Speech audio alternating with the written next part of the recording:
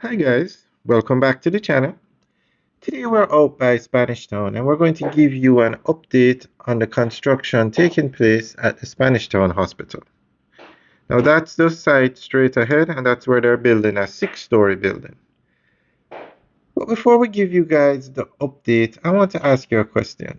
Do you think Portmore should have its own hospital? Now, as it is now, there is no hospital in Portmore. Residents of Portmore have to go to either the hospital in Kingston, the two major hospitals, or come to Spanish Town to this hospital. But Portmore is growing.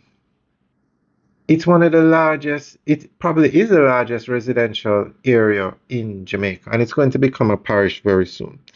So, do you think the government should build a hospital in Portmore and then you would have the two in Kingston or the hospitals in Kingston, one in Portmore, one in Spanish Town? I think that would be the better way to go. But as it is now, they are they haven't started. I know there was talk about a hospital, but they haven't started construction of one in a government-run hospital in Portmore yet. All right, so we are going to give you an update as to what is happening here out in Spanish Town. Spanish Town Hospital, located in St. Catherine, is one of Jamaica's oldest and most important healthcare facilities.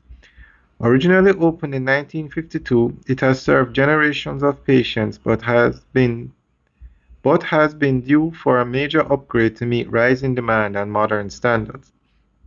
To address this, the Government of Jamaica, with financial support under the Health System Strengthening Program and backing from partners like the Inter-American Development Bank, launched a redevelopment project worth roughly $5.5 billion to transform the hospital into a modern facility.